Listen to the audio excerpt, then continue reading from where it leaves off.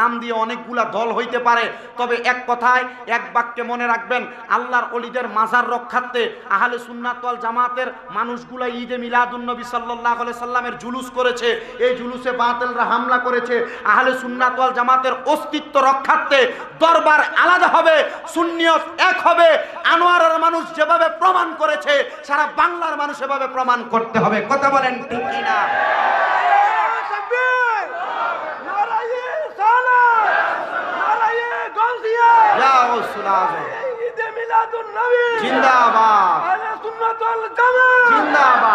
তবে মনে রাখবেন, এই আহলে সুন্নাত ওয়াল জামাতের এতদিন বিভক্তি ছিল, ঐক্যের ব্যাপারে কেউ যদি কোনো দিক দিয়ে এখন ইঙ্গিত ইশারায় ঐক্যকে বানচাল করতে চায়, এতটুকু করবেন, অন্য কিছু করার দরকার নাই, তাকে বয়কট করে সুন্নিয়ত ঐক্য করে ফেলবেন।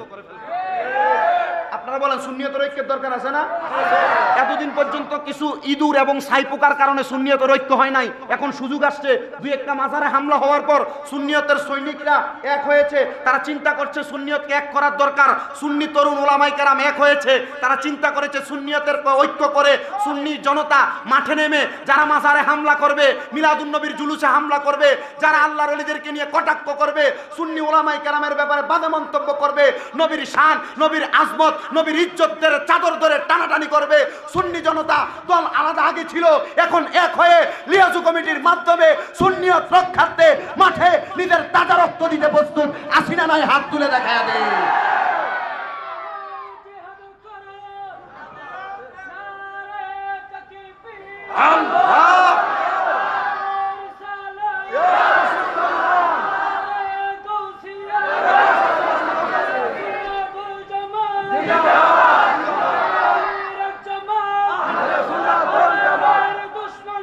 হুশিয়ার, হুশিয়ার,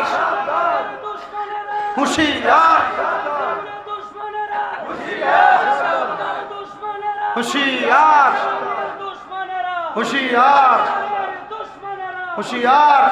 এবার আপনারা এক বাক্য উত্তর দিবেন, আপনারা সুন্নিয়তের ঐক্য চান কি চান না? কারা কারা চান ডান হাত তুলে দেখান, ওদেরকে দেখো। আপনারা সুন্নিয়তের ঐক্য চান কি চান না? এই সুন্নিয়তের ঐক্যের ব্যাপারে আমরা সবাই একমত। এখন থেকে সুন্নিয়তের ঐক্যের ব্যাপারে কেউ যদি কোনোভাবে ইঙ্গিত ইশারায় ঐক্যকে বানচাল করতে চায়, তাকে বয়কট করা হবে। রাজি আছেন তো ইনশাআল্লাহ? আল্লাহ আমাদেরকে কবুল করুন, জোরে পড়ে না আমিন। আজকের মাহফিলের উসিলে আল্লাহ আমাদের মনের নেক নেক আশা পূরণ করুন, জোরে পড়ে না আমিন। আমার মাহফিল কমিটির ভাইরা দুইটা সাবজেক্ট দিয়েছে। আমি নগণ্য মানুষ, মূর্খ মানুষ, নাচিস মানুষ, আমার এলেম কালাম নাই। লাকাদ খলাকনাল ইনসানা ফি আহসানি তাকওয়িম, আল্লাহ তাআলা উত্তম সূরত দিয়ে বানাইছেন। তবে আল্লাহ তাআলা আবার বলছেন ইন্নাল ইনসানা লাফি, সকল মানুষ নিশ্চয়ই ক্ষতিগ্রস্ত। তা আমি ক্ষতিগ্রস্তদের অন্তর্ভুক্ত হয়তোবা, তো আমি আমাকে ওই ক্ষতিগ্রস্তদের অন্তর্ভুক্ত ধইরা আমি আমার এই পাপী জবান দ্বারা যা বলবো, আপনারা যা শুনবেন, আমার বলা আপনাদের শোনার মাঝে যদি কোনো ত্রুটি হয়, এই ত্রুটিটা একদিকে রাখবেন। আমার 10টা কথার মাঝে 8টা কথা ত্রুটি, যে 2টা কথা সঠিক, আপনি সঠিক 2টা কথা মানবেন। কথা বলেন না কেন? তাহলেই তো চলে, তাহলে তো সুন্নিয়তের মাঝে কোনো ভেজাল হয় না, তাহলে তো আমাদের মাঝে ভুল বুঝাবুঝি হয় না। তা আমার মাহফিল কমিটির এই 2টা সাবজেক্টের উপরে চেষ্টা করবে একটু একটু করে আপনাদেরকে বলার জন্য। মাহফিলের যিনি প্রধান আকর্ষণ মুফতি গোলাম রাব্বানী কাশিম হুজুর আপনাদেরকে নিয়ে মূল্যবান তকরির করবে, আমি আমার সাবজেক্টের উপরে তকরির করব। এই তকরিরের আগে আপনারা মুহাব্বতে একটু দুরূদ শরীফ পড়েন, সালাতুল ইয়া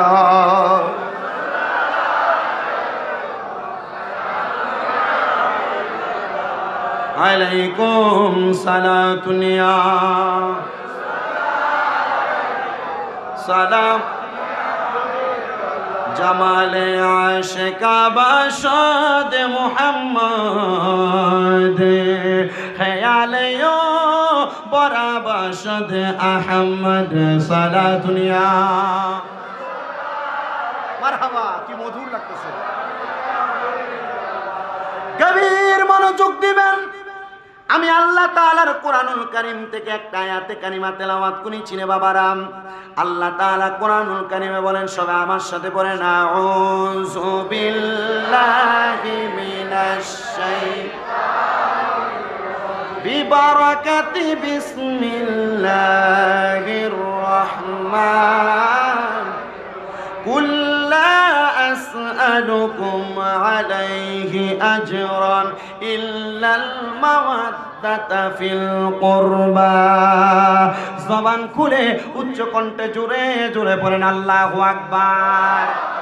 আমার আল্লাহ তাআলা কুরআনুল কারীমের মধ্যে আমার আল্লাহ তাআলার পেয়ারা হাবিব মুহাম্মদ মুস্তাফা আহমদ মুস্তাফা সাল্লাল্লাহু আলাইহি ওয়াসাল্লাম নবীজির কলিজার টুকরা আহলে বায়াত নবীজির পরিবারের ব্যাপারে কুরআনুল কারীমের মধ্যে আয়াত নাযিল করে দিলেন। বলে হুজুর আল্লাহ তাআলা নবীর পরিবারের ব্যাপারে কেন কুরআনুল কারীমে আয়াত নাযিল করলেন? কারণ আমার নবী রাহমাতুল লিল আলামিন নবী বলেছেন, দুনিয়ার জমিনের মধ্যে কেউ যদি দুনিয়াতে আমি নবীর ভালোবাসা মুহাব্বত অর্জন করতে চায়, তারা যেন আমি নবীর আহলদের ভালোবাসা মুহাব্বত অর্জন করে।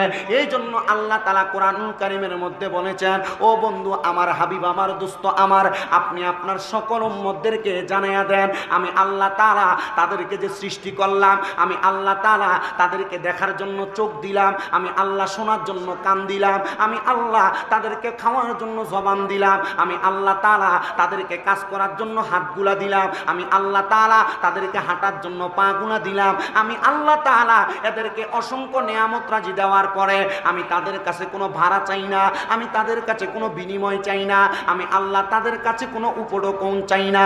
ও আল্লাহ আপনি কি চান? আমার আল্লাহ তাআলা ঘোষণা করে ইল্লাল মাওয়াদ্দাতা ফিল কুরবা। আমার আল্লাহ তাআলা আমার নবীর মাধ্যমে নবীর বংশধর নবীর নিকটবর্তীদের ভালোবাসা চাই। জবান খুলে বলেন সুবহানাল্লাহ।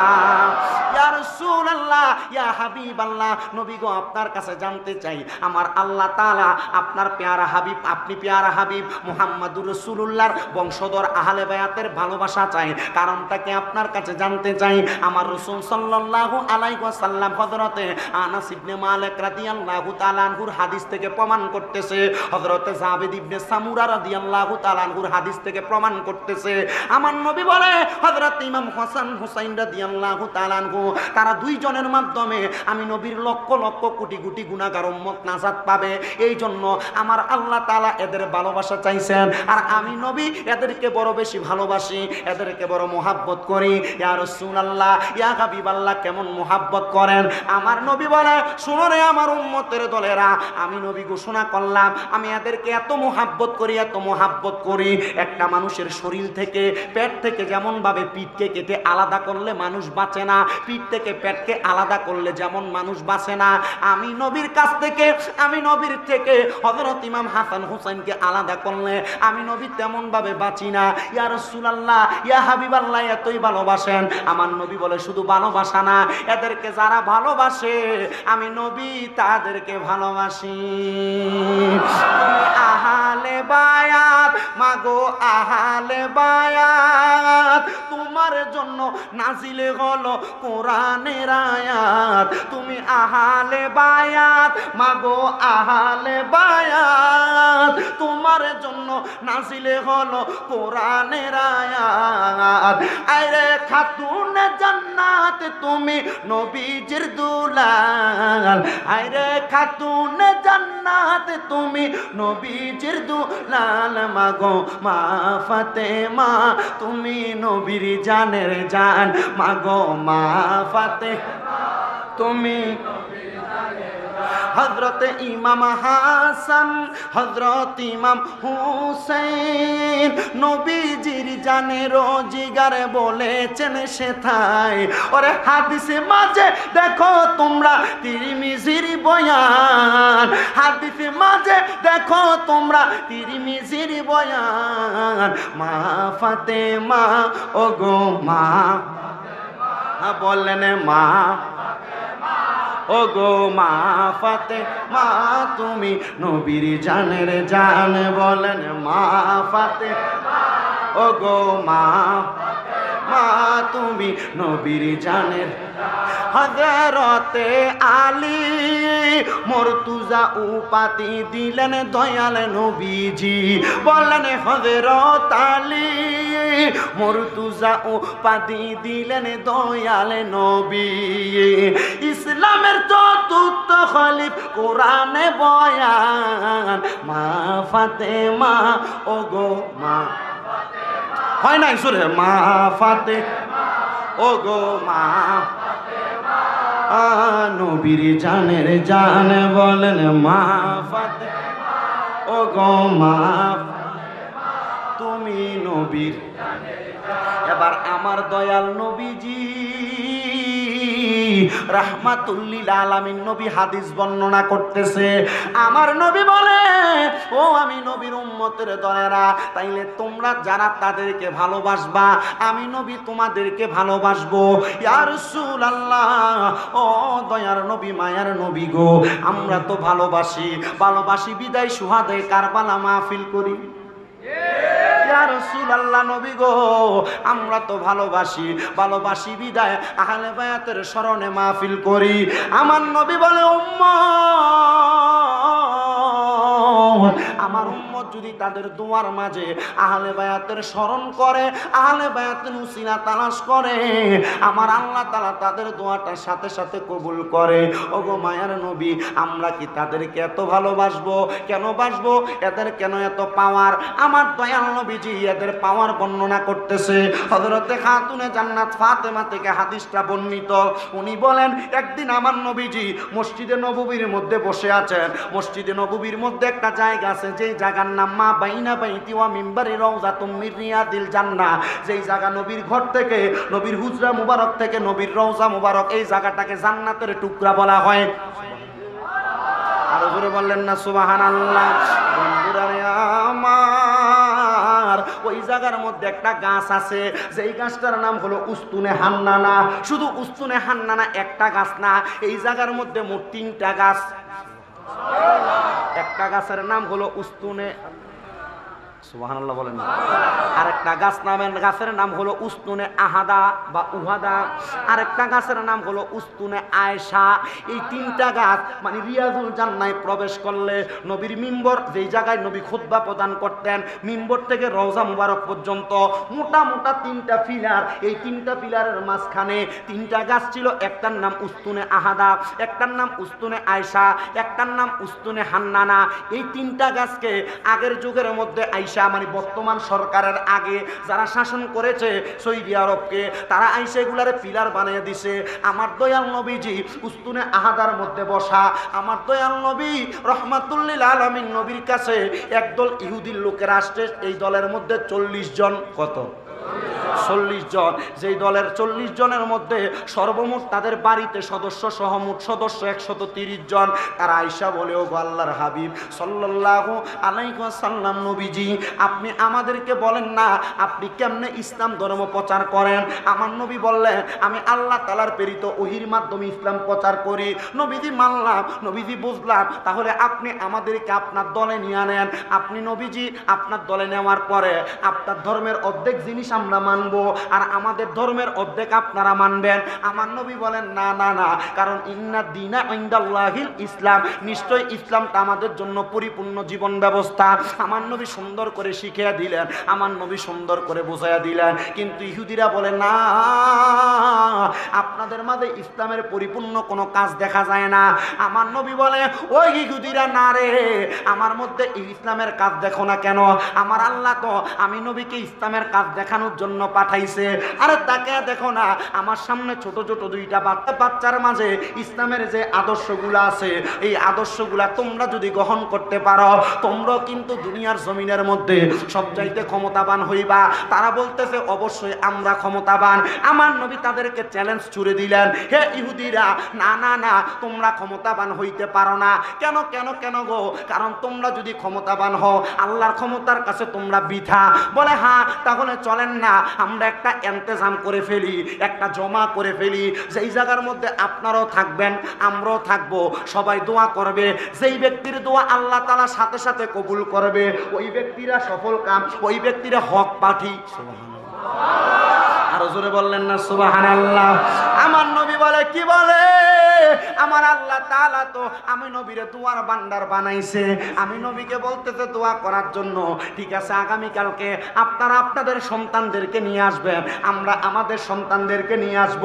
নবীজি রাহমাতুল্লিল আলামিন নবীজি পরের দিন সকালবেলা নবীর কলিজার টুকরা 2 জন নাতি, ইমাম হাসান আর হুসাইন, 2 জনকে নবীর সামনে নিয়ে হযরতে খাতুনে জান্নাত ফাতেমা, হযরতে আলী রাদিয়াল্লাহু তাআলা আনহুকে সাথে নিয়ে আমার নবী সামনের দিকে অগ্রসর হয়। মদিনা শরীফ থেকে মসজিদে কুবার দিকে যাইতে যে এলাকা, ওই এলাকার নাম হেজাজ। কি? ওই এলাকার নাম হেজাজ। নবীজির নানির বাড়ি ছিল হেজাজ এলাকায়। সুবহানাল্লাহ বলেন না? যে কুবা মসজিদের মধ্যে 2 রাকাত নামাজ পড়লে একটা উমরা হজের সওয়াব পাওয়া যায়। সুবহানাল্লাহ। আল্লাহ, আমার জীবনে অন্য কোনো শখ ছিল না, যে বড় শখটা ছিল আল্লাহ পূরণ করে ফেলছে। আমার শখ ছিল মদিনা শরীফের রাসূলের রওজা দেখব, আর রওজার সামনে যে শুধু অন্য কোনো দোয়া করি নাই, বলছি ইয়া রাসূলুল্লাহ রওজা দেখার শখ ছিল, এখন শেষ শখ রওজা দেখে ফেলছি, আপনি রাসূলকে দেখবেন। পূরণ করার দায়িত্ব আল্লাহ তাআলার এবং আল্লাহ রাসূলের। কি কোন? ঠিক আছে না? এটাই শখ ছিল, আর কোনো শখ নাই। তো রাসূল পাকের রওজা মুবারকের আশেপাশ সহ বিভিন্ন যে এলাকাগুলো আল্লাহ রাসূলের মর্তবাপূর্ণ এলাকা, যেগুলোর ভিতরে আমাদের ডাব্লিউ মার্কা ভাইরা যায় না, আমি সবগুলো জায়গা, বরকতময় জায়গা ঘুরে ঘুরে চলে আসছি। তো সেই হেজাজ এলাকা নবীজির নানির বাড়ি ছিল, এই নানির বাড়ির এলাকাটার ভিতরে এখন ছোট্ট করে কুবা মসজিদের ঠিক পূর্ব দিকে, কুবা মসজিদের উত্তর দিকে এটাকে একটা বাগানের মতো করে রাখছে, মানুষ গিয়ে এখানে বসে। এটা আমার নবীজির নানির বাড়ি ছিল, মানে হযরতে ওহাব জোহরির বাড়ি ছিল এখানে। সুবহানাল্লাহ পড়েন না? আমি তো যেখান থেকে কথা ছিলাম, আমার নবীজি মসজিদে নববী থেকে পরের দিন সকালবেলা বের হইছেন। সাথে কয়জন? 4 জন। সাথে কয়জন? আমার দয়াল নবী মাঝখানে, হযরত ইমাম আলী মাকাম, হযরতে খাতুনে জান্নাত ফাতেমা, হযরত ইমাম হাসান, হযরত ইমাম হুসাইন রাদিয়াল্লাহু তাআলা আনহুমা, এদেরকে নিয়ে আমার নবী সামনে যায়। হেজাজ অঞ্চল থেকে একবারে দূরবর্তী জায়গা, যে জায়গায় বর্তমানে বীরে রাওহা অবস্থিত। বীরে রাওহা বলে হুজুর, বীরে রাওহা?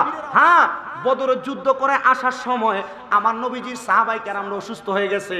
আমার নবীজি রহমাতুল্লিল আলামিন নবী সাহাবায়ে কেরাম পিপাসার্ত হয়ে গেছে। তারা বললেন, ইয়া রাসূলুল্লাহ পানির দরকার, আপনি ইসলামের জন্য কবুল করেন। আমার আল্লাহ এমন কবুল করেছে, আমার নবী এই 113 জন 130 জন সাহাবীর পরিবার থেকে আমার ইমাম আলী মাকাম, ইমাম হুসাইনকে সহযোগিতা করা হয়েছে। চিন্তা করছেন কত বরকত। নবীজি মসজিদে নববীর দিকে রওনা করলেন। হযরত আলী মাকাম, ইমাম আলী রাদিয়াল্লাহু তাআলা আনহু, উনি ওনার হুজরা মুবারকের মধ্যে, হযরতে খাতুনে জান্নাত ওনার ঘর মুবারকের মধ্যে, আমার নবীজি নাতিদেরকে বড় ভালোবাসতেন। এদেরকে নিয়ে আমার নবীজি মসজিদে নববীর মধ্যে উস্তুনে আয়েশার সামনে যে 1 নাম্বার উস্তুনে আহাদার নিচে ইহুদিরা আসছিল, এবং ইমাম হাসান আর হুসাইনকে নিয়ে বসতে কোথায়? উস্তুনে আয়েশার নিচে।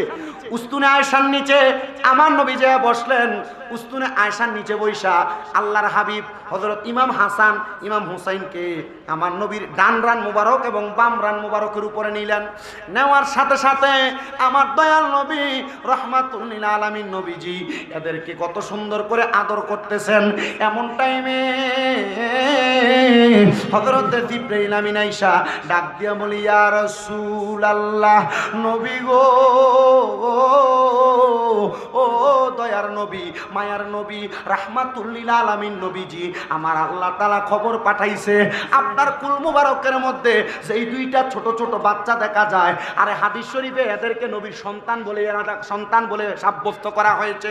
ইয়া রাসূলুল্লাহ, যেই 2 জন সন্তান দেখা যায়, আপনি 2 জন সন্তানকে দুনিয়ার জমিন থেকে আমার আল্লাহর রাস্তার মধ্যে দিয়ে দেওয়া যাবে। আমার নবীজি চোখ মুবারকের পানিগুলা টপ টপ টপ টপ করে ছেড়ে দিয়েছেন। জিবরাইল আলাইহিস সালাতু ওয়াস সালাম বলি, ইয়া রাসূলুল্লাহ, নবী গো, আপনি দয়াল নবী কেন এমন ভাবে কান্না করতেছেন? আল বিদায়া ওয়ান নিহায়া ইসলামিক ফাউন্ডেশন কর্তৃক 14 খণ্ডের একটা কিতাবে এই ঘটনাটা উল্লেখ করতেছে। আমার দয়াল নবী চোখ মুবারকের পানিগুলা ছেড়ে দিয়ে কান্না করতেছে। জিবরাইল বলি, ইয়া রাসূলুল্লাহ, কেন কান্না করেন? কারণ জানতে চায়। আমার নবী বলে, জিবরাইল, আমার আল্লাহ বলেছে, আল্লাহর কথাকে বরদাস্ত করার মতো আমি নবীজি এই সাহসিকতা দেখাচ্ছি না। তবে জিবরাইল আমার আল্লাহর কাছে যে জিবরাইল আলাইহিস সালাতু ওয়াস সালাম এই কথা বলার সাথে সাথে আমার নবী আবার কান্না করতেছেন। রাহমাতুল্লিল আলামিন নবী ডাক দিয়া কই, জিবরাইল,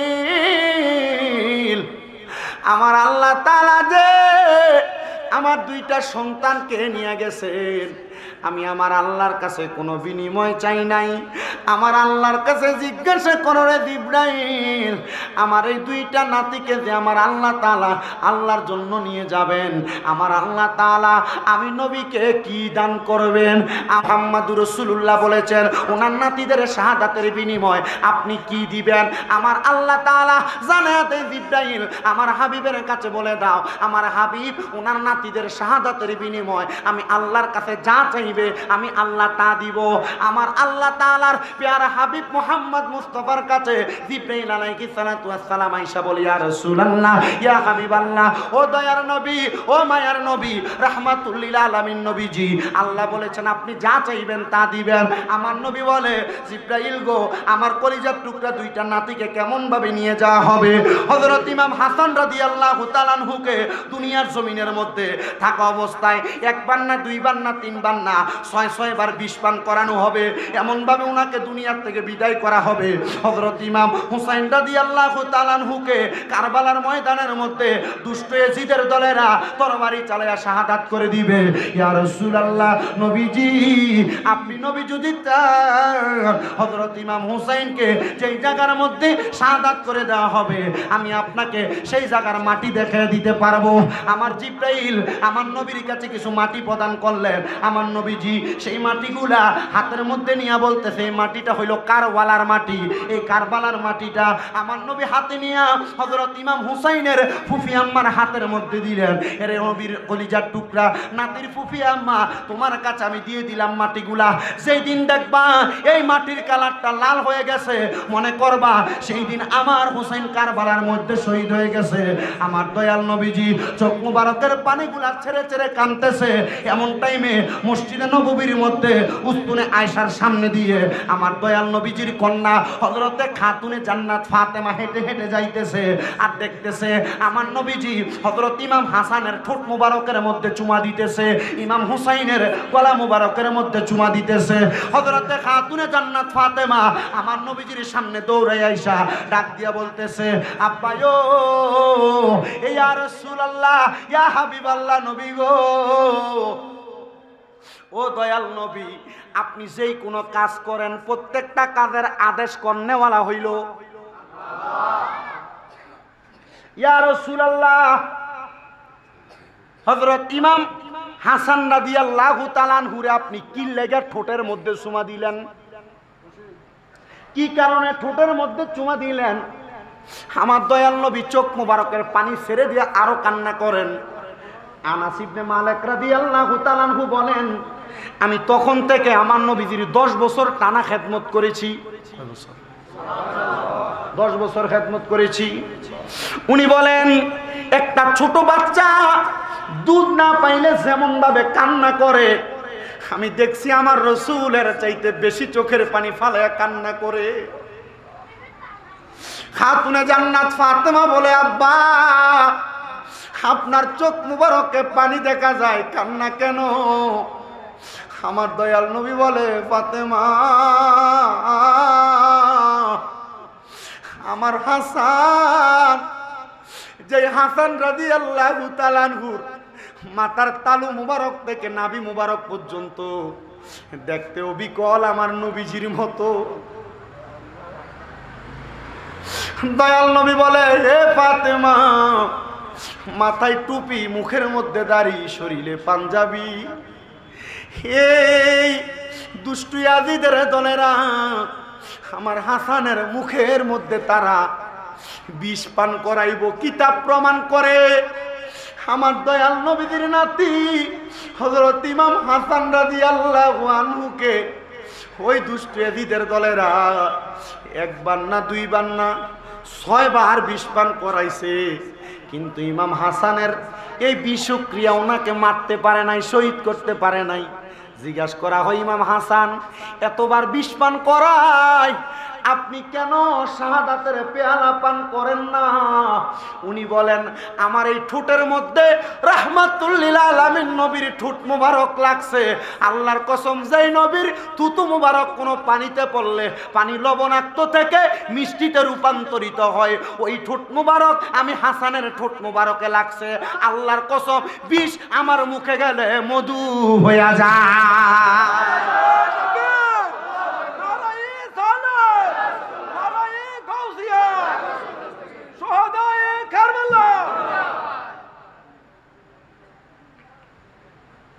সপ্তমবার যখন ইমাম হাসান রাদিয়াল্লাহু তাআলা আনহুকে বিষ পান করানো হয়, চাটা দেওয়া লাগবে না, কয়বার?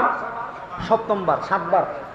ওই সময় নুরি পাথরের গুড়া এটাকে মিহিন করে পাথরে এই বিষের সাথে দিয়ে দিচ্ছে।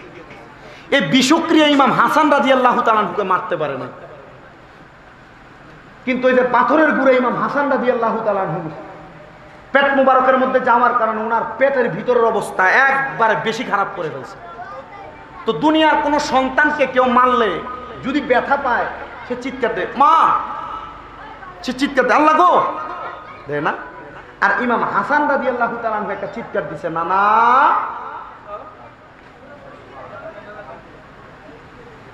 জামিয়া আহমদিয়া সুন্নিয়া আলিয়া মাদ্রাসার আল্লামা আনিসুজ্জামান হুজুরের লিখিত শামে কারবালা কিতাবে এই জায়গাটা সুন্দর করে বলতেছে,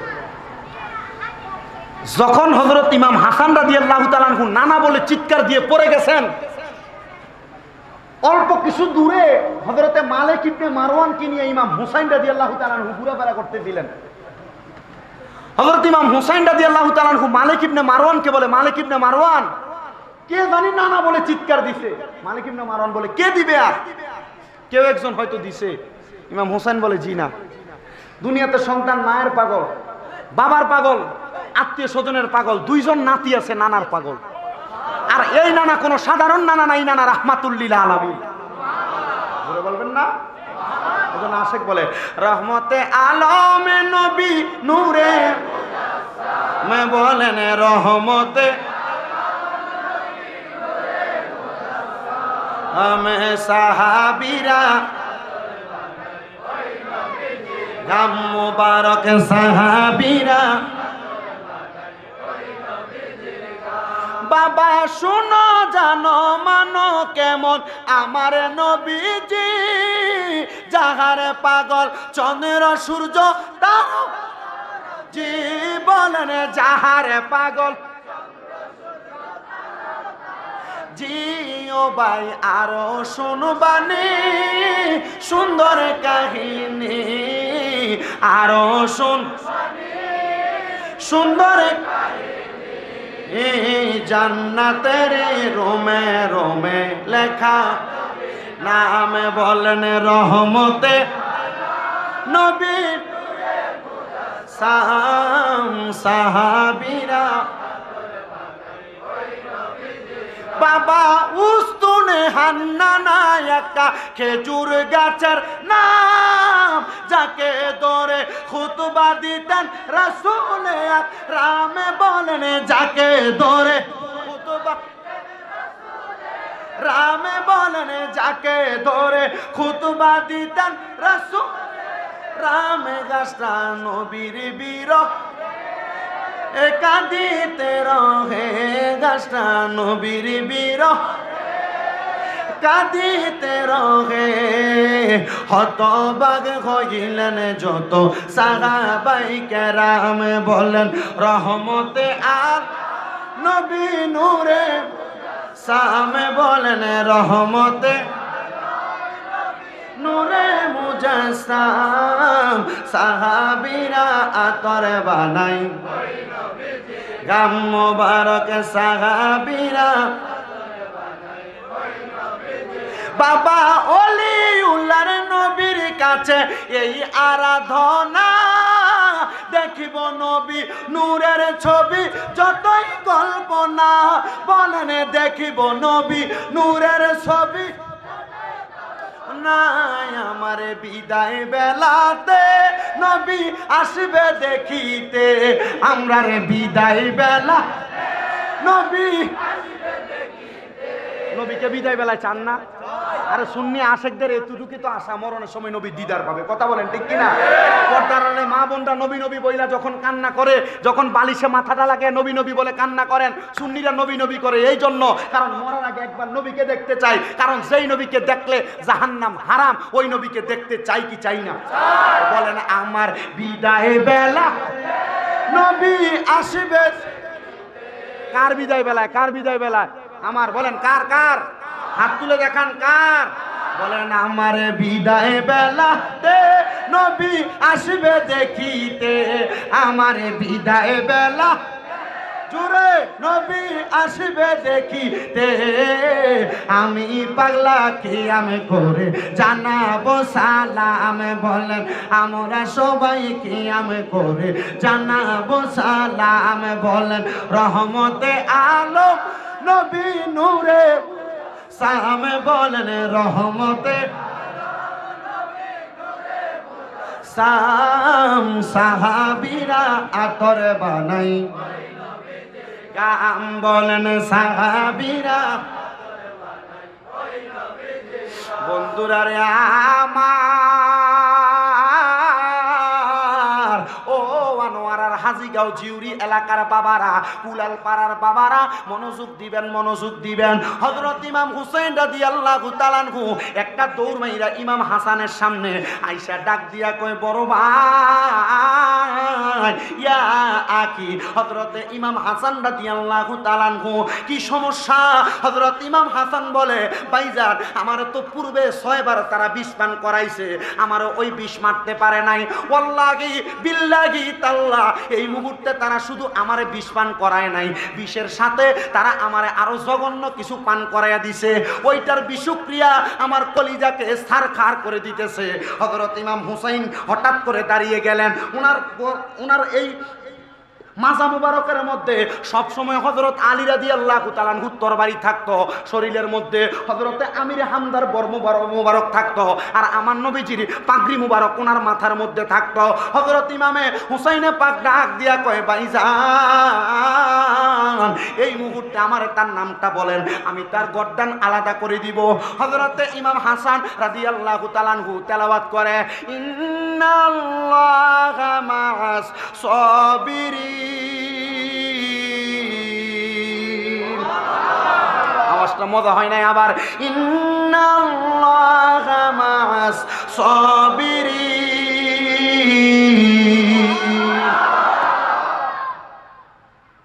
পান করাইলো বিষ, প্রতিশোধ নিব, নাম বলেন। কোরআনের আয়াত কেন? এটা অনেক কিছু ইঙ্গিত করে দিছে। কি করে দিছে? ইঙ্গিত করে দিছে।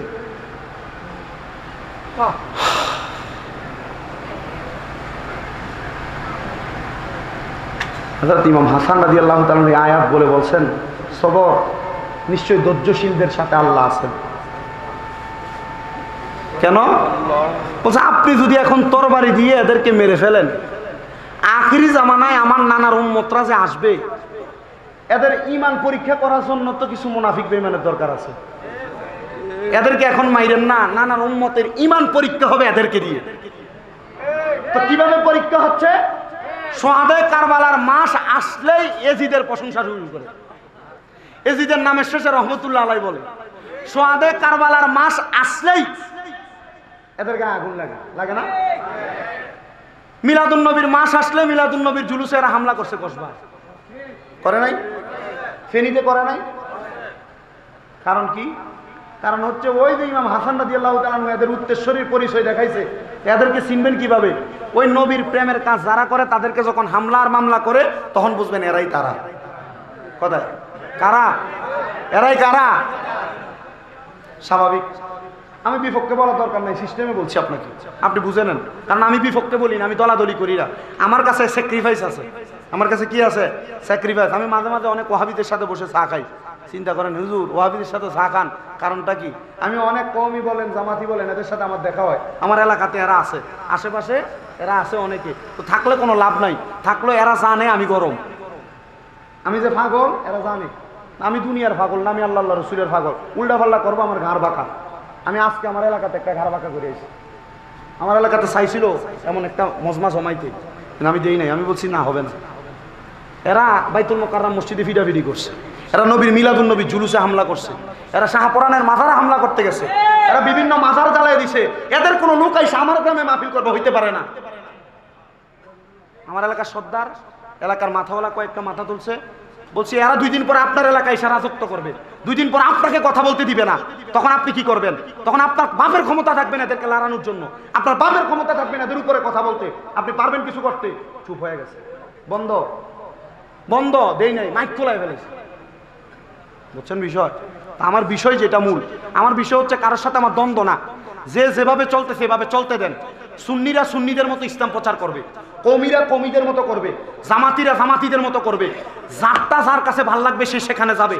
তবে কেউ যদি কাউকে হামলা করে এদেরকে ছাড় দেওয়া হবে না।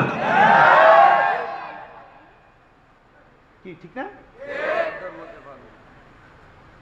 যে এলাকায়, হাজিগাঁও এলাকায় এখন সুন্নিরা সুন্দর মতো কাজ করতেছে, অন্যরা যদি তলে তলে করতে থাকে করুক, কিন্তু আপনার কাছে যদি আইসা আবার আপনার ভাইকে দিতে চায় তখন আর কিন্তু বসে থাকবেন না।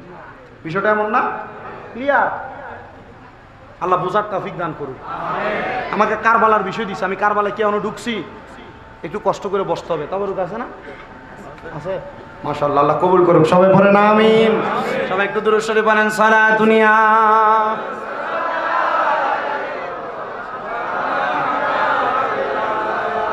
সালাত দুনিয়া।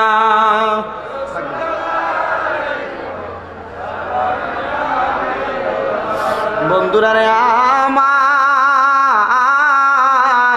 ও নবীর উম্মতের দলেরা, হযরত ইমাম হাসান বলে, ভাইজান এখন যদি আপনাদের তাদেরকে তরবারি দিয়ে আঘাত করে মেরে ফেলেন, এরা এখান থেকে যদি মারা যায়, আমার নানার উম্মতের ঈমান পরীক্ষা করা যাবে না, আমি দুনিয়া থেকে চলে যাই। আপনি আমার নানা মুহাম্মাদুর রাসূলুল্লাহ দরবারে যখন হাজিরা দিবেন, আমি ইমাম হাসানের পক্ষ থেকে আমার নানার দরবারে আপনি একটা সালাম পৌঁছায় দিবেন। ইমাম হুসাইন রাদিয়াল্লাহু তাআলা বারবার বলছে তার নামটা শুধু বলেন। এই 2 ভাইয়ের মধ্যে 2টা খাসলত ছিল, একটা ভাই ছিল জালালি, একটা ভাই ছিল জামালি। জালালি মানে গরম, ইমাম হুসাইন ছিলেন গরম, ইমাম হাসান ছিলেন জামালি, নরম সৌন্দর্যমণ্ডিত। হযরত ইমাম হুসাইন বারবার বলছে, আবার একজন আশেক বলে ইমাম হাসানের কথাটা, রে ও ভাই কহে একবার শুনি,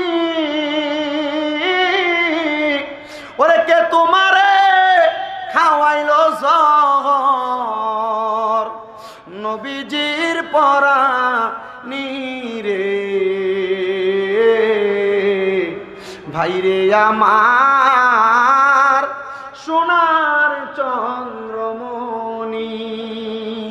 আল্লাহ বলে, ও জিবরাইল, জিবরাইল যাও না রে চলিয়া, ওরে 70,000 ফেরেশতা আনো জানাজার লাগি রে, বাইরে আমার সোনার চন্দ্রমণি। আকাশ কান্দে বাতাস কান্দে, কান্দে দরিয়ার পানি, ওরে 2 পুত্র রায়া কান্দে, জান্নাতে ফাতেমা দো ননি রে, বাইরে আমার সোনার চন্দ্রমণি। ছোট ভাই কয় বড় ভাই রে, ও ভাই কেমনে যাও চলিয়া,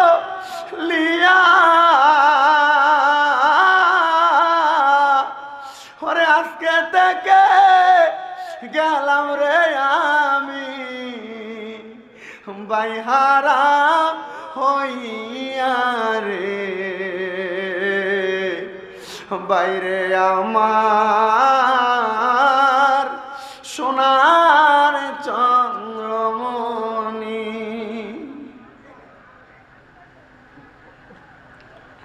মুসলমান,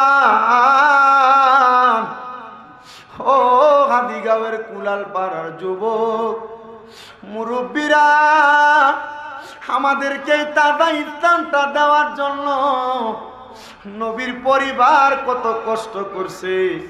ইমাম হাসান রাদিয়াল্লাহু তাআলা আনহু যাওয়ার পরে, ইমাম হাসানের অনেক দিন পরে ইমাম হুসাইন রাদিয়াল্লাহু তাআলা আনহু কুফা নগরীর উদ্দেশ্যে রওনা করেছে। আমার আল্লাহ তাআলা হিকমতের মাধ্যমে কুফা নগরী থেকে ইমাম হুসাইন রাদিয়াল্লাহু তাআলা আনহুরে কারবালার ময়দানের মধ্যে ঢুকিয়ে ফেলাইছেন। ইমাম হুসাইন রাদিয়াল্লাহু তাআলা আনহুর সাথে ওনার পরিবার সহ সদস্য মোট মাত্র ৭২ জন সামনের দিকে যায়।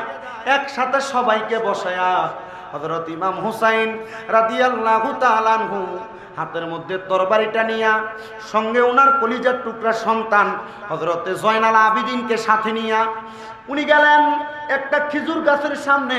খেজুর গাছের ডাল কেটে আনবেন, ডালটাই না তাবু বানাইবেন।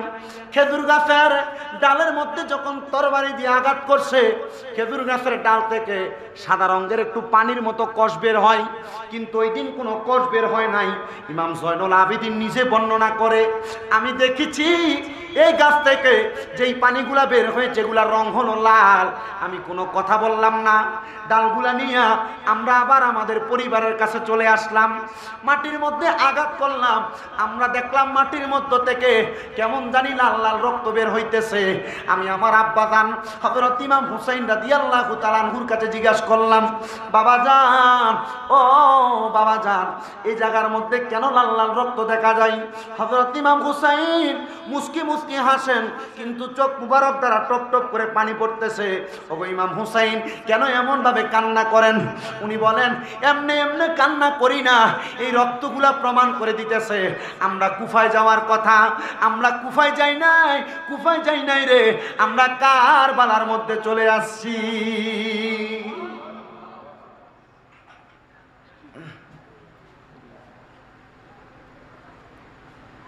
হযরত ইমাম আলী মাকাম ইমাম হুসাইন রাদিয়াল্লাহু তাআলা আনহু তাবুটা গাড়ানোর পরে এমন টাইমে 7 দিন পর্যন্ত একবারে পানির পিপাসায় পুরা তাবুর মানুষ অসহায়।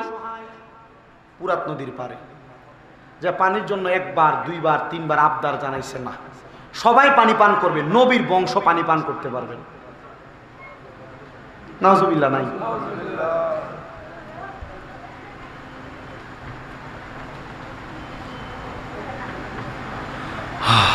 হযরতে সাহারা বানু নবীজির কলিজার টুকরা নাতি ইমাম হুসাইনের স্ত্রী, কোলের মধ্যে ছোট্ট বাচ্চা, একবারে 3 মাস বয়স, কোলের মধ্যে করে নিয়ে আসে ইমাম আলী মাকাম ইমাম হুসাইনের পাকে আবদার জানায়। তাদের দুশ্মনী নবীর বংশের সাথে, এই ছোট বাচ্চা, তার সাথে কোনো দুশ্মনী নাই। আলী আসগর, তাকে নিয়ে যান না, দেখেন না তাকে একটু পানি দিবে কিনা। ইমাম আলী মাকাম ইমাম হুসাইন পুরাত নদীর পার পর্যন্ত গেছেন, পানি চাইলেন, তারা সামনের দিকে অগ্রসর করালেন। কাছে নিয়ে হযরত ইমাম আলী মাকাম ইমাম হুসাইনের কলিজার টুকরা সন্তান আলী আসগরের বুক বরাবর তার একটা তীর মেরে দিছে। নাউজুবিল্লাহ বলবেন না?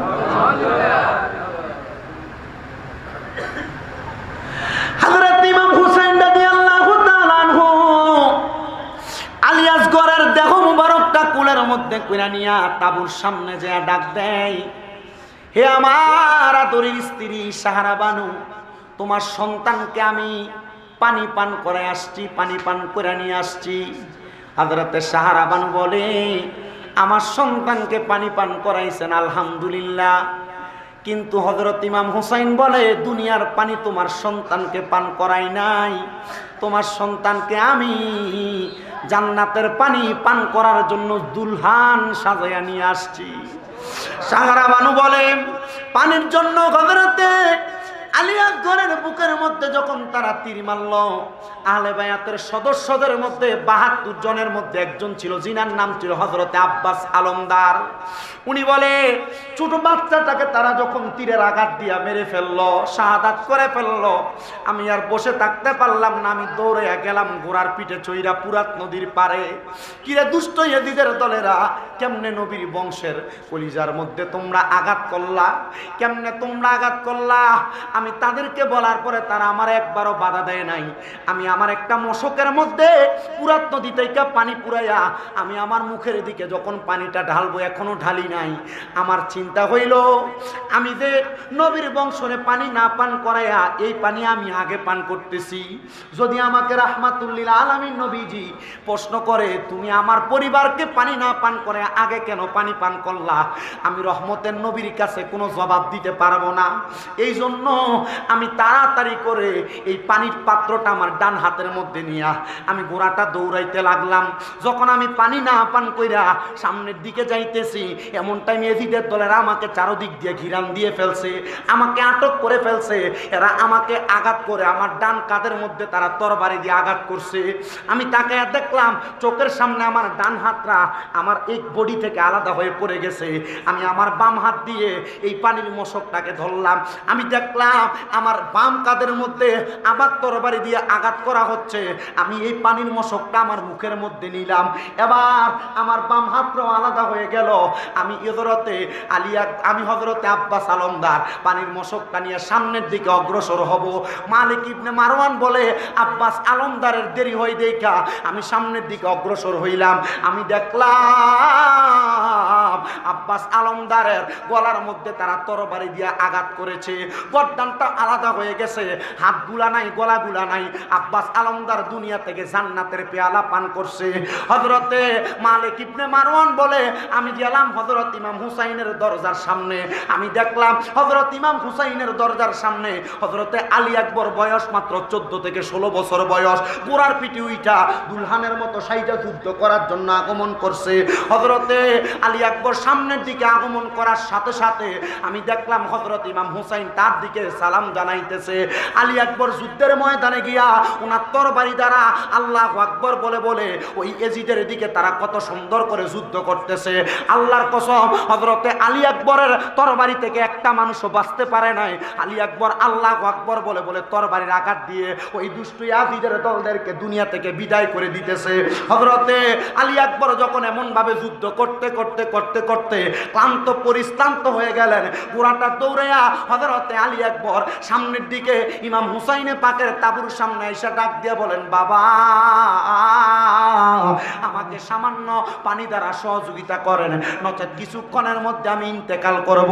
ইমাম হুসাইন রাদিয়াল্লাহু তাআলা আনহু হযরতে আলী আকবরকে উদ্দেশ্য করে বলেন, রাহমাতুল্লিল আলামিন নবী তোমার জন্য কাউসারের পানি নিয়ে অপেক্ষা করতেছে, দুনিয়ার পানি তোমাকে পান করা লাগবে না। এর মধ্যেই আলী আকবর রাদিয়াল্লাহু তাআলা আনহু হযরত ইমাম হুসাইনের সামনে গোড়া থেকে পড়ে গেলেন। হযরত আলী আকবর দুনিয়া থেকে জান্নাতের পেয়ালা পান করে শাহাদাতের পেয়ালা পান করলেন। বন্ধু, হযরতে আলী আকবর যখন শাহাদাত করলেন ওই তারিখটা ছিল 9 জিলহজের 9 মুহররমের দিন। এবার 9 মুহররমের আসরের সময় নবীর পরিবারের এই তাবুর মধ্যে কান্নাকাটি চলতেছে। অনেকে কান্না করে বৃহস্পতিবার দিন। হযরত ইমাম হুসাইন বলে, আমাদের সন্তান 2 জন হারা বেদনায়, আমার ঘুম হচ্ছিল না, আমার সাহারা বানু তাবুর মধ্যে বসা।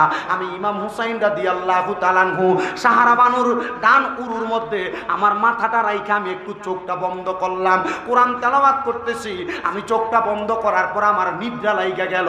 হযরত সাহারা বানু নিজে বর্ণনা করতেছে, হে জগতের মানুষ, কিছুক্ষণ পরে হযরত ইমাম হুসাইন রাদিয়াল্লাহু তাআলা আনহু হঠাৎ করে লাফ দিয়ে উঠছেন, উইঠা ডাক দিয়া বলে, সাহারা বানু, হে সাহারা বানু, আমি এখন একটা বিচক্ষণ স্বপ্ন দেখেছি। হযরত সাহারা বানু ইমাম হুসাইনের কলিজার টুকরা স্ত্রী ডাক দিয়া বলে, এগো আমার কলিজার টুকরা স্বামী, আপনি এমন কি বিচক্ষণ স্বপ্ন দেখেছেন যে এই স্বপ্নের কথা আপনি ঘুম থেকে লাফ দিয়ে উঠে আমাকে বলতেছেন? ইমাম হুসাইন বলে, আমি দেখলাম জান্নাতের সুশীতল একটা ছায়াতল পা হযরতে মৌলা আলী মুশকিল কুশা রাদিয়াল্লাহু তাআলা আনহু বসা, ওনার পাশে আমার মা খাতুনে জান্নাত ফাতেমা বসা, আমি দেখলাম আমার বড় ভাই ইমাম আলী মাকাম ইমাম হাসান বসা, আমি দেখলাম রাহমাতুল লিল আলামিন নবীও বসা, তাদের মাঝখানে একটা সুন্দর খাবারের থালি দেখা যায়। আমি জিজ্ঞাসা করলাম, হে আমার নানা, হে আমার আব্বা, হে আমার আম্মা জান, হে আমার বড় ভাই, আপনারা কেন জান্নাতের খাবারগুলা খান না? আমার মা খাতুনে জান্নাত ফাতেমাতুজ জাহরা আমাকে উত্তর প্রদান করেছে, এই খাবারের মালিক আমরা চারজন না, এই খাবারের মালিক হলো পাঁচজন। হযরত ইমাম হুসাইন তুমি হইলা একজন, আগামীকালকে তুমি আমাদের কাছে আগমন করবে, তারপর আমরা এই খাবারের মধ্যে ফাতিহা দিব। জোরে বলেন সুবহানাল্লাহ। আপনি কি মনে করছেন জান্নাতি খাবার একজন দুজনের জন্য? আরে না, আপনি যদি আহলে বাইতকে ভালোবাসেন, নবী পরিবারকে মোহাব্বত করেন, সুহাদায়ে কেরামদেরকে মোহাব্বত করেন, আপনার জন্য জান্নাতি নিয়ামত অপেক্ষা করতেছে। আজকে হাজিগাঁও কুলাল পাড়ার মানুষ এই জিউরি কাদিরিয়া সুন্নিয়া ইবতেদায়ী মাদ্রাসার মাঠে এত সুন্দর জান্নাতের বাগান মাহফিল আপনারা করতেছেন। আপনারা মনে করছেন টাকা দিচ্ছেন, প্রতি বছর বছর মেজবান খাওয়াচ্ছেন, প্রতি বছর বছর মাহফিল করতেছেন। এই মাহফিলের মাধ্যমে মানুষ তাবারুক খাচ্ছে, মাহফিল ওয়াজ শুইনা কান সুখ করতেছে। জিনা এটার মাধ্যমে নবীর প্রেমের পয়গাম আপনার অন্তরে যাচ্ছে। ইন্তেকালের পর জান্নাতের মধ্যে আল্লাহর হাবিবের দিদার পাবেন, আল্লাহর হাবিবের মেহমানদারিতে জান্নাতি খাবার পাবেন। জোরে বলেন সুবহানাল্লাহ। আল্লাহুম্মা সাল্লি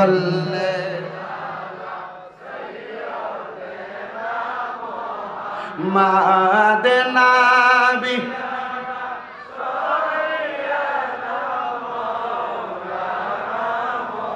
আমরা সবাই হাজির হইলাম দয়াল নবীজির মাহফিলে। হায়রে দয়া করে কবুল করেন মায়ার নবী আমাদের কে। আল্লাহুম্মা সাল্লি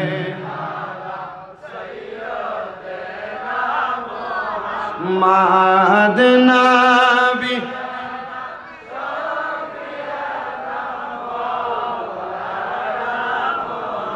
আমার মুসলমান হযরত ইমাম হুসাইন যখন এমন স্বপ্ন দেখলেন, উনি বলেন আমি আর রাত্রবেলা ঘুমাইলাম না।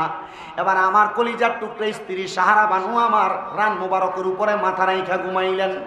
হযরত সাহারা বানু বলে অল্প কিছুক্ষণ পরে আমি আর একটা স্বপ্ন দেখে ঘুম থেকে উঠে গেলাম।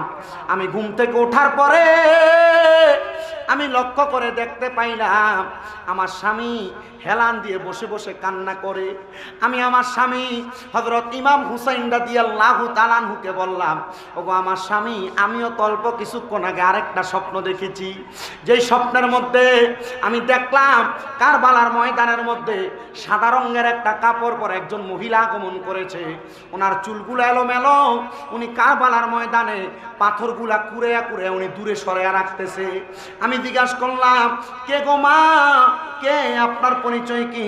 উনি আমার মুখের উপর থেকে ওনার চুলগুলো এবং কাপড়টা সরাইয়া আমারে বলতেছে, আমি হইলাম খাতুনে জান্নাত ফাতেমা, যেই ফাতেমার ব্যাপারে আমার নবী বলেছে আল ফাতেমাতু সাইয়্যিদাতুন নিসাই আহলিল জান্নাহ। মহিলারা ফাতেমাকে মোহাব্বত করলে, নবী পরিবারকে ভালোবাসলে, ওয়াজ মাহফিলকে ভালোবাসলে, স্বামীর খেদমত করলে, নামাজ পড়লে, পর্দা করলে, ওই খাতুনে জান্নাত মা ফাতেমার সাথে জান্নাতে থাকবা।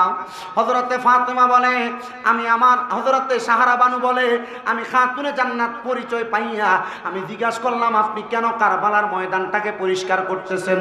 উনি আমাকে উত্তর দিলেন, আগামীকালকে আসরের নামাজের আযানের পূর্ব মুহূর্তে আমার কলিজার টুকরা সন্তান, নবীজির কলিজার টুকরা নাতি হযরত ইমাম হুসাইন রাদিয়াল্লাহু তাআলা আনহুকে এই কারবালার ময়দানের মধ্যে শোয়ায় দেওয়া হবে। ইমাম হুসাইন যদি কারবালার ময়দানের মধ্যে শোয়ানোর পরে পিঠের মধ্যে একটা পাথরের আঘাত লাগার পরে একবার নানা বলে চিৎকার করে, আল্লাহর কসম আমার নবীজির রওজা মুবারকের মধ্যে থাকবে না, ইমাম হুসাইনকে রক্ষা করার জন্য নবীর রওজা মুবারক থেকে চলে আসবে। এ সাহারা বানু, এই জন্য আমি ইমাম হুসাইনের জন্য এই কারবালার ময়দান পরিষ্কার করি। কেন? কারণ ইমাম হুসাইনের শরীর মুবারকের মধ্যে কোনোদিন একটা মাছি বসে নাই, একটা মশা বসে নাই। ইমাম হুসাইনের শরীর মুবারকের বিভিন্ন অঙ্গের মধ্যে রাহমাতুল লিল আলামিন নবীজির ঠোঁট মুবারকের চুম্বন লেগেছে, এই জন্য আমি এই জায়গাটা পরিষ্কার করে দিতেছি। হযরতে সাহারা বানু বলে, আমি এই কথা বলার সাথে সাথে আমার স্বামী ইমাম হুসাইন দৌড়ে কারবালার ময়দানে যায় দেখতেছে যে এই জায়গার মধ্যে হযরতে সাহারা বানু পরিষ্কার করেছে, ওই জায়গাটা এত সুন্দর পরিষ্কার দেখা যায়। হে আমার আজকে হাজীগাঁও এলাকার বাবারা, সাহারা বানু কেমন করে মোহাব্বতে কথাটা বললেন, আর মা ফাতেমা জান্নাত থেকে আইসা কেমন করে কারবালার ময়দানটাকে পরিষ্কার করে দিলেন। এগুলা সব নবী বংশের মুজিজা, এগুলা সব আহলে বায়াতের মুজিজা। হযরত ইমাম হুসাইন বলে, আমি কারবালার ময়দানে রওনা করলাম, সামনের দিকে অগ্রসর হইয়া আমি দেখতেছি এজিদ বাহিনীর লোকেরা সামনে আমার সিরিয়াল মোতাবেক দাঁড়ায় আছে, কিন্তু কারবালার ময়দানে এমন একটা ছোট বাচ্চা দেখা যায় যার চেহারাটা সুন্দর নুরানি চকচক করতেছে। ওই ছেলে সর্বপ্রথম আমি ইমাম হুসাইনের সামনে আইসা ডাক দিয়ে বলে, হুসাইন তুমি আমার পরিচয় জানো না, তবে আমি আমার একটা বড় পরিচয় দেই। পিছে দেখতে পাচ্ছ দুষ্ট পাপাচার ইবনে জিয়াদ হইল আমার আব্বা, তবে আমি আজকের পর থেকে কোনোদিন তাকে বাবা বলে পরিচয় দিব না। বলে কেন? বলে আমি আমার জন্মের পর থেকে এখন পর্যন্ত দেখেছি এই দুষ্ট পাপাচার নবীর বংশকে মারার জন্য তারা লিলিহান করতেছে, মারার জন্য পরিকল্পনা করতেছে। এই ইমাম হুসাইন আমি আমার 8 বছর বয়স পর্যন্ত যখন থেকে বোঝা শুরু করেছি, তখন থেকে আমি নিয়ত করেছি কোনোদিন যদি নবীর নাতি ইমাম হুসাইনের সঙ্গে আমার দেখা হয়, আমি তার জবানের সঙ্গে জবান মিলে পড়ব লা ইলাহা ইল্লাল্লাহ মুহাম্মাদুর সাল্লাল্লাহু আলাইহি ওয়াসাল্লাম। বন্ধু ও আমার সুন্নি মুসলমান ইমানদার ভাইয়েরা, ছোট বাচ্চাটা যখন কালিমা পড়লেন, কালিমা পড়ার সাথে সাথে ইমাম হুসাইনের এই কি বলে মাজা মুবারক, ইমাম হুসাইনের মাজা মুবারক থেকে একটা তরবারি নিয়া ছোট্ট ছেলে 8 বছর বয়স একসাথে 70টার কল্লা ফলাইছে। মুসলমান হয়েছেন, ইসলাম গ্রহণ করছেন, ঈমান আনছেন, কিন্তু তার নাম রাখা হয় নাই। নাম কি রাখা হয় নাই? নাম রাখা হয় নাই। তো উনি যখন ইন্তেকাল করলেন, কে মারলো? তার নিজের আব্বা তার পেছন থেকে গর্দান আলাদা করে দিছে। কিন্তু পুরা এজিদের দল লক্ষ্য করে দেখলো এই ছোট বাচ্চা কারবালা ইসলাম গ্রহণ করার পর আকাশ থেকে কি যেন সাদা রঙের পোশাক পরা নিচে নাইমা এর দেহটাকে উপরের দিকে নিয়ে যাইতেছে। ইমাম হুসাইন বললেন, দেখো দেখো দেখো, এই ছোট্ট বাচ্চাকে জান্নাতে নিয়ে যাওয়া হচ্ছে, আর যারা নিচ্ছে তারা হুর। তো তাদের সাথে এই ছোট বাচ্চাকে একই রকম দেখা যায়। ইমাম হুসাইন তার নাম রেখে দিয়েছে হুরে জান্নাত। সুবহানাল্লাহ বলেন না? আপনি আপনার ছেলের নাম রাখেন নয়ন, সাগর, কি কথা বলেন না কেন? আমাকে যে দায়িত্ব দিচ্ছেন, মাতা পিতার প্রতি সন্তানের কি দায়িত্ব? তো সন্তানের দায়িত্ব এটা তো আপনি পাবেন পরে, সন্তান বড় হওয়ার পর। সন্তান বড় করার আগে মা বাবার কি দায়িত্ব এটা আপনি জানার দরকার আছে না? আপনি যদি আমাকে 1 গ্লাস পানি দেন তাহলে আপনি আমার কাছ থেকে শুকরিয়া পাবেন, নচেত পাবেন না। আমি যদি আপনাদের কাছে ওয়াজ করি তখন না আপনার হাদিয়া দিবেন, নাহলে আমাকে বাড়িতে নিয়ে দিয়ে আসবেন। ডাইরেক্ট কথা বোঝাইলাম। তো আপনি যদি আপনার সন্তানকে ছোটবেলা থেকে তার দায়িত্ব বুঝাইয়া দেন, আপনার সন্তান কোনোদিন আপনাকে বৃদ্ধাশ্রমে দিবে না। আপনি যদি ছোটবেলায় আপনার সন্তানকে নির্দিষ্ট পরিমাণ দায়িত্ব বুঝাইয়া দেন, কোনোদিন আপনার সন্তান আপনাকে উঁচা গলায় কথা বলবে না। কোনোদিন আপনার সন্তান আপনার কথার অবাধ্য হবে না।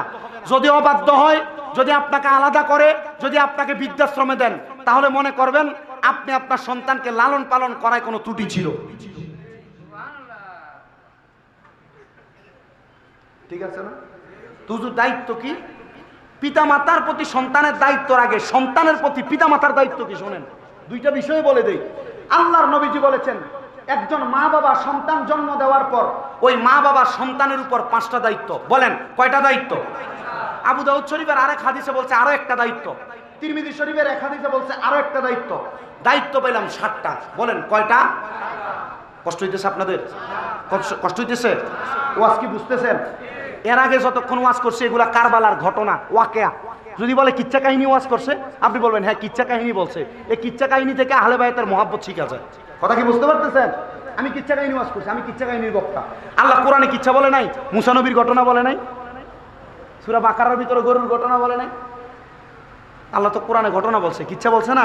আমি কিচ্ছা বলছি আপনাদেরকে।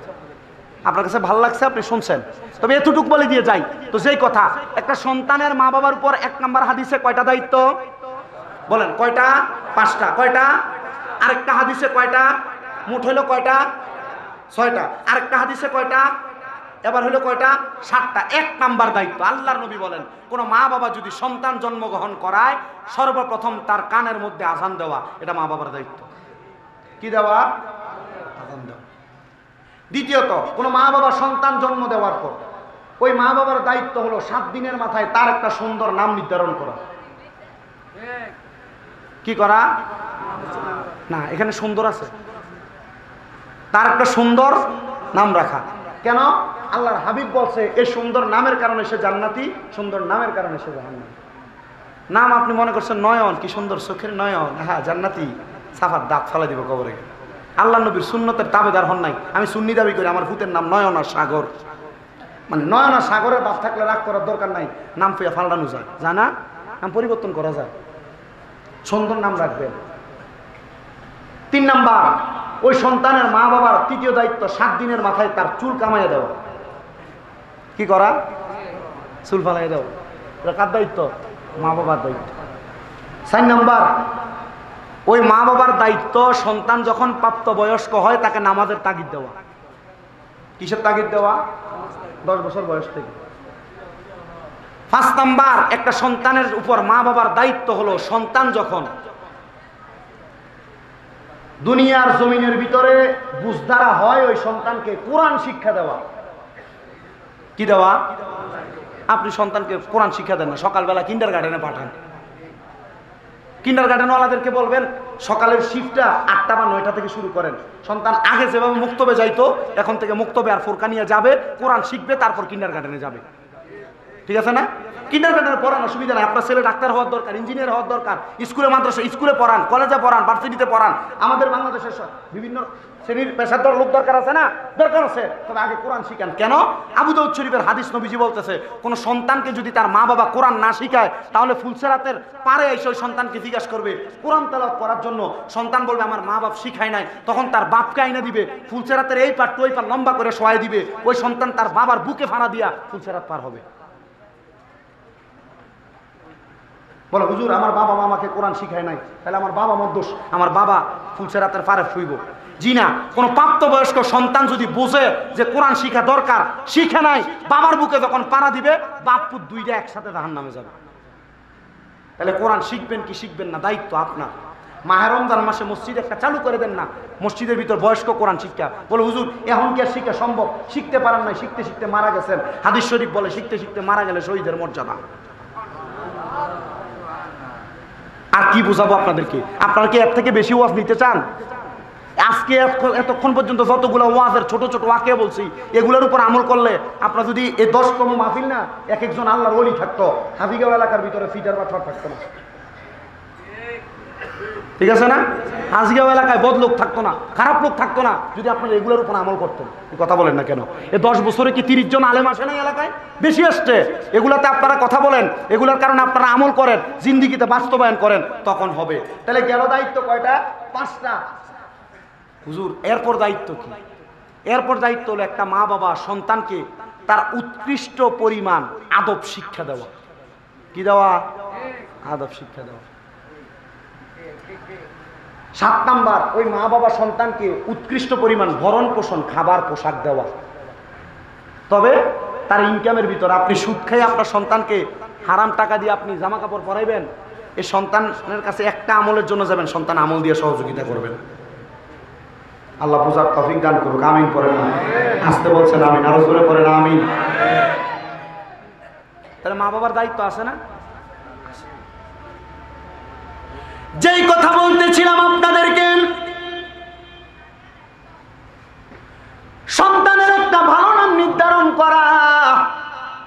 ওই ছেলের নাম নির্ধারণ করে দিয়েছে হযরত ইমাম হুসাইন রাদিয়াল্লাহু তাআলা আনহু। হযরত ইমাম হুসাইন রাদিয়াল্লাহু তাআলা আনহু বলে, ওই ছেলের ইন্তেকালের পরে আমার সামনে যতগুলো এজিদ বাহিনী একবার একবার করে আসে, আমি ইমাম হুসাইনের তরবারি থেকে তারা আজাদ পায় না, মুক্তি পায় না। আমি ইমাম হুসাইনের তরবারি আল্লাহু আকবার বলে তাদেরকে আমরা মেরে দেই। এমন টাইমে ইবনে ইবনে জিয়াদ নামক লোকটা আমি যেই ঘোড়ার মধ্যে চড়েছিলাম ওই ঘোড়াটার পায়ের মধ্যে একটা তীর মেরে দিছে, ঘোড়াটা মাটির মধ্যে পড়ে গেছে। আমি ইমাম হুসাইন নিচে পড়লাম, আমি চারদিক থেকে যুদ্ধ করা শুরু করলাম, তারা আমাকে চারদিক থেকে তীর মারা শুরু করলো। আমি ইমাম হুসাইনের শরীর মুবারকের মধ্যে একটা তীরও লাগে না। এমন টাইমে আমি ইমাম হুসাইনের সামনে আইসা তারা আমার বুকের মধ্যে হাত দিয়ে তীর লাগিয়ে দিতে লাগলো। আমি ইমাম হুসাইন রাদিয়াল্লাহু তাআলা আনহুর বুক মুবারকের মধ্যে তারা তীরের আঘাত, বর্ষার আঘাত, তরবারির আঘাত দিয়ে আমাকে মাটিতে ফেলে দিছে। আর ওই শিমর নামক লোকটা আমি ইমাম হুসাইনের বুক মুবারকের উপরে আইসা বসছে। আমি ইমাম হুসাইন এগুলা সহ্য করতে পারি নাই। এমন টাইমে ওই ব্যক্তি আমার গলা মুবারকের মধ্যে যখন তরবারি চালায়, কিতাব প্রমাণ করতেছে আস-সাওয়ারিকুল মুহরিকা কিতাব, ওই কিতাবের মধ্যে লিখতেছে ইমাম হুসাইন রাদিয়াল্লাহু তাআলা আনহুর গলা মুবারকের মধ্যে যতবার তরবারি দিয়ে আঘাত করে একবারও ইমাম হুসাইনের গলা মুবারক কাটে না, দুইবার আঘাত করে গলা মুবারক কাটে না, তিনবার আঘাত করে গলা মুবারক কাটে না।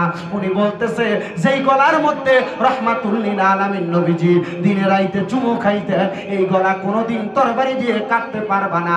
তবে হ্যাঁ, আমি 2 রাকাত নামাজ আদায় করব, তার পরবর্তী সময় তুমি আমার গর্দান আলাদা করতে পারবা। হযরত ইমাম হুসাইন রাদিয়াল্লাহু তাআলা আনহু কারবালার ময়দানের মধ্যে 2 রাকাত নামাজ আদায় করেছেন। আহা, ইমাম হুসাইন রাদিয়াল্লাহু তাআলা আনহু কারবালায় 2 রাকাত নামাজ পড়ে সুন্নি মুসলমানদেরকে শিক্ষা দিয়েছে। ওই এজিদের দলেরা বলেছে তাড়াতাড়ি হুসাইনের গলা মুবারকের মধ্যে ছুরি চালা, আসরের নামাজ কাজা হয়ে যায়। তারাও কারবালায় নামাজ পড়েছে, ইমাম হুসাইনও কারবালায় নামাজ আদায় করেছে। তবে তাদের নামাজ আর হুসাইনি নামাজ এক হইতে পারে না। হুসাইনে পাকের অনুসারী আমরা সবাই হুসাইনি নামাজ আদায় করি। ও বন্ধু, ও নবীর উম্মতের দলেরা, হযরত ইমাম হুসাইন রাদিয়াল্লাহু তাআলা আনহু 2 রাকাত নামাজ আদায় করলেন, কিন্তু 2 রাকাত নামাজের মধ্যে সিজদা হলো 4টা। ইমাম হুসাইন রাদিয়াল্লাহু তাআলা আনহু 3টা সিজদা দেওয়ার পরে ইবনে জিয়াদ বলতেছে, এ শিমর, হুসাইন যদি আরেকটা সিজদা আদায় করে নামাজ শেষ করে, আল্লাহর কসম মুসলমানের ঈমানি শক্তি পাওয়ার এত, হুসাইনের তরবারি থেকে কেউ বাঁচতে পারবা না, কেউ বাঁচতে পারবা না। এখনই হুসাইনকে কারবালার ময়দানে শাহাদাত করো। ইমাম হুসাইনে পাককে দ্বিতীয় সিজদা দিতে যাওয়ার আগে হুসাইনে পাকের গলা মুবারক আলাদা করে দেওয়া হয়েছে। আমার নবীজি হাদিস শরীফ ঘোষণা করেছে, আস-সাওয়ারিকুল মুহরিকা কিতাবের মধ্যে হাদিসটা সুন্দর করে নোট করা হয়েছে। নবী আমার বলেছে, হযরতে ইমাম হুসাইন যখন দুনিয়া থেকে বিদায় হয় নাই, হযরতে হুসাইনে পাকের বিদায়ের আগে আমার সামনে খাতুনে জান্নাত ফাতেমা ছিল। আমি ফাতেমাকে বললাম, ওগো ফাতেমা, হুসাইন রাদিয়াল্লাহু তাআলা আনহু কারবালার ময়দানের মধ্যে শাহাদাত বরণ করবে, কিন্তু কারবালায় ইমাম হুসাইন 2 রাকাত নামাজ আদায় করবে। 2 রাকাত নামাজে 4টা সিজদার মধ্যে ইমাম হুসাইন সিজদা দিবে মাত্র 3টা। হযরতে খাতুনে জান্নাত ফাতেমা চোখের পানিগুলো ছেড়ে দিয়ে দিয়ে কান্না করে আর ডাক দিয়ে বলে, ও আমার আব্বা জান, হুসাইনে পাক কারবালার ময়দানে শেষ নামাজ পড়বে, ওনাকে কি শেষবারের মতো নামাজটা পড়তে দেওয়া হবে না? হযরতে খাতুনে জান্নাত ফাতেমা বলে, আমি যখন আমার আব্বা জানকে এই কথা বললাম, আমার আব্বা জান মুহাম্মাদুর রাসূলুল্লাহ সাল্লাল্লাহু আলাইহি ওয়াসাল্লাম উত্তর দিয়েছে, কারবালার ময়দানে হুসাইনে পাক একটা সিজদা বাকি রাইখা আল্লাহ তাআলার কুদরতি কদমে আদায় করবে, আর ওই সিজদাটা দিয়া হুসাইনে পাকের নানার লক্ষ লক্ষ কোটি কোটি গুনাহগার উম্মতকে জান্নাতি বানাইবে। জোরে বলেন সুবহানাল্লাহ। নারে তাকবীর, নারে রিসালাত, নারে গাউসিয়া। হযরতুল আল্লামা মুফতি গোলাম রাব্বানী কাশিমি হুজুরের আগমন, আনোয়ার আব্বাসীর পক্ষ থেকে আর গোলাম শুভেচ্ছা। মারহাবা মারহাবা মারহাবা। আমাদের মধ্যে আজকের প্রধান আকর্ষণ আমাদের মাহফিলে এসে উপস্থিত হয়েছে। আপনারা এই বিষয়ে ঘোরাফেরা না করে মাহফিলের কেন্দ্রে এসে মাহফিলের সাথে রক্ষা করুন। আজকের মাহফিলের প্রধান আকর্ষণ হাইসার কেন্দ্রের জনমসজিদের সম্মানিত খতিব মুফতি গোলাম রাব্বানী কাশিমি মাদ্রাসাতুল আলিম। নারে তাকবীর, নারে রিসালাত, নারে গাউসিয়া। মুফতি গোলাম রাব্বানী কাশিমি মাদ্রাসাতুল আলিম।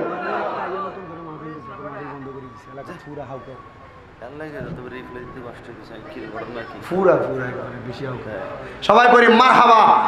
আজকের মাহফিলে যিনি প্রধান আকর্ষণ, আলহামদুলিল্লাহ আমাদের কুমিল্লার গৌরব, আপনারা জানেন চিনেন, আপনাদের এলাকায় আরও আসছেন এবং এই চট্টগ্রাম এলাকায় বিচরণ করে করে সুন্নিয়তের পয়গাম সুন্নিয়তের দাওয়াত দিয়ে যাচ্ছেন। আল্লামা মুফতি গোলাম রাব্বানী কাশিমি মাদ্দাজিল্লাহুল আলী, ওনারা যেভাবে সুন্নিয়তের কাজ করতেছেন এবং যেটা বলছিলাম সুন্নিয়তের ঐক্যর জন্য কাজ করতেছেন, আলহামদুলিল্লাহ উনি সহ চট্টগ্রামের বিভিন্ন তরুণ ওলামায়ে কেরাম এই চেষ্টা চালাচ্ছেন।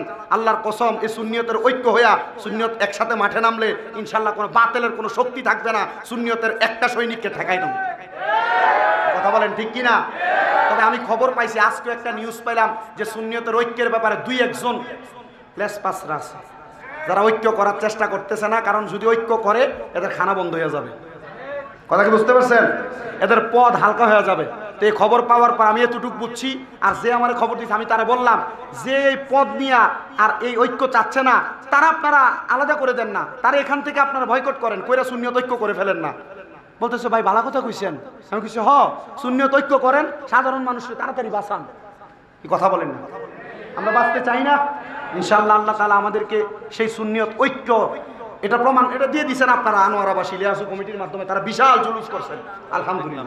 আনোয়ারাতে আলহামদুলিল্লাহ আমরা খুশি হয়েছি আপনাদের এই জুলুস দেখে। আমরা দেশ থেকে, দেশের বাইরে থেকে, বিভিন্ন জায়গা থেকে এগুলা দেখি। তো আপনাদের কাছে এতটুক দোয়া চাই, আহলে বায়াতের রাসূলের মুহাব্বতের যতটুক বয়ান আপনাদের কাছে করেছি, অতটুক বয়ানের উপর আহলে বায়াতের ভালোবাসা অন্তরে ধারণ করে নবী পরিবারের উপর মুহাব্বত নিয়ে নামাজ পড়বেন, কাজে লাগবে। রোজা রাখবেন, কাজে লাগবে। হজ করবেন, কাজে লাগবে। আহলে বায়াতকে ঘৃণা করে নামাজ পড়বেন, কাজে লাগবে না। রোজা রাখবেন, কাজে লাগবে না। হজ করবেন, কাজে লাগবে না। এই জন্য নামাজ, রোজা, হজ, যাকাত সব ইবাদত কবুল করানোর জন্য নবী এবং নবীর আহলে বায়াতকে ভালোবাসার দরকার আছে না নাই?